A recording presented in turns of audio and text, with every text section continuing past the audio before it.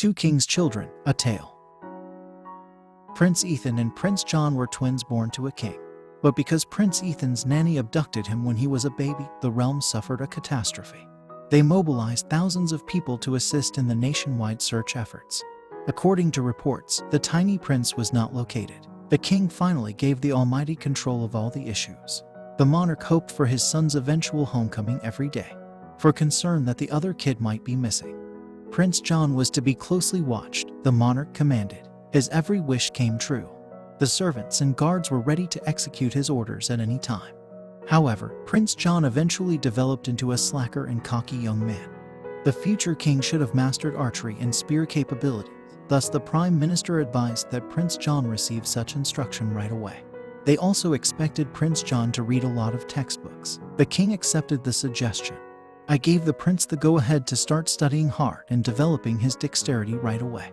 Remember, my son, there is an unwritten rule in this realm that a king must be powerful and knowledgeable.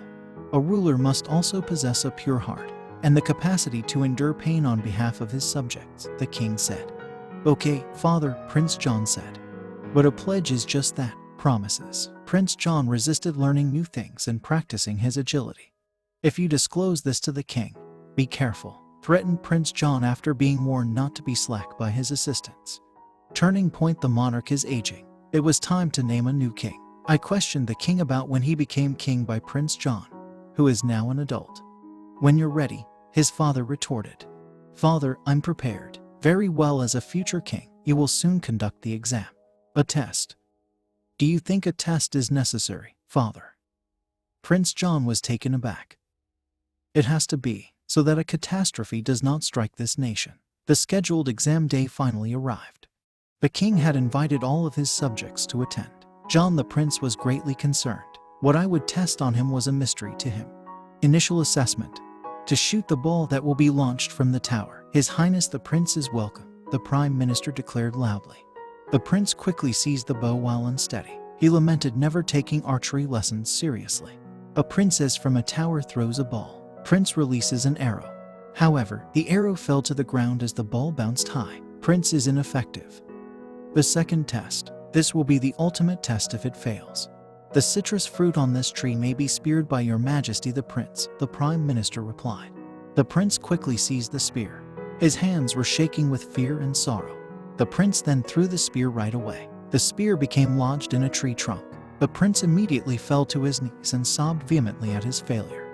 What a horrible sight for the king. Her dreams had been dashed by the child she had dreamed of. The prime minister inquired, "What can we do, your majesty?" The king ceased speaking. Identify a potential king among my people. Excellent, young man. The king's directive. Excellent, your majesty. The prime minister then searched the field for the elusive young man. The young man sitting beneath the tree caught his attention next. He looked good despite his worn-out attire. The prime minister questioned, "You, what is your name?" The young guy bowed courteously and said, "Your majesty, my name is Ethan." "Will you follow Prince John's example, Ethan?" "Pleased to serve you, your majesty." A princess from a tower throws a ball. Ethan fired the ball right away. The inflated ball was penetrated by the arrow's shot.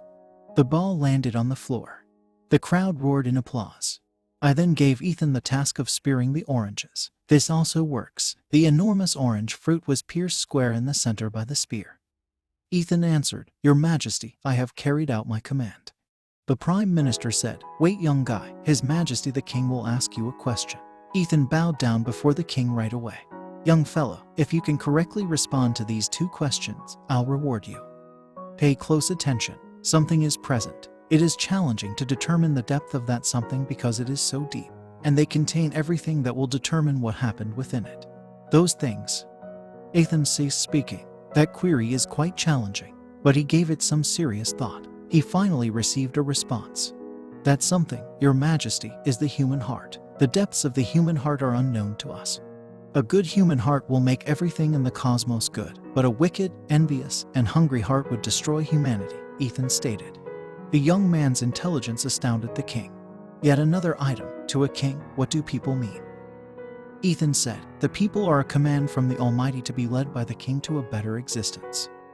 Again, the young man in the ragged outfit astounded the king with his response, but he particularly liked the young man's face. "What's your name, young man?" "I'm a destitute woodland dweller. Who my parents are is a mystery to me. I grew up with an ascetic. It tasked me with cutting wood, hunting, studying, and assisting with medical care. I went by the monk Ethan." The king was taken aback. Could the young man match the description of the missing Prince Ethan? Especially how much Prince John resembled him. The way a beetle splits in half.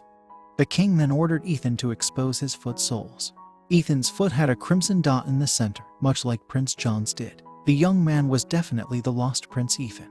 How content both the present king, who is powerful and intelligent, and the future king who has found his lost son are.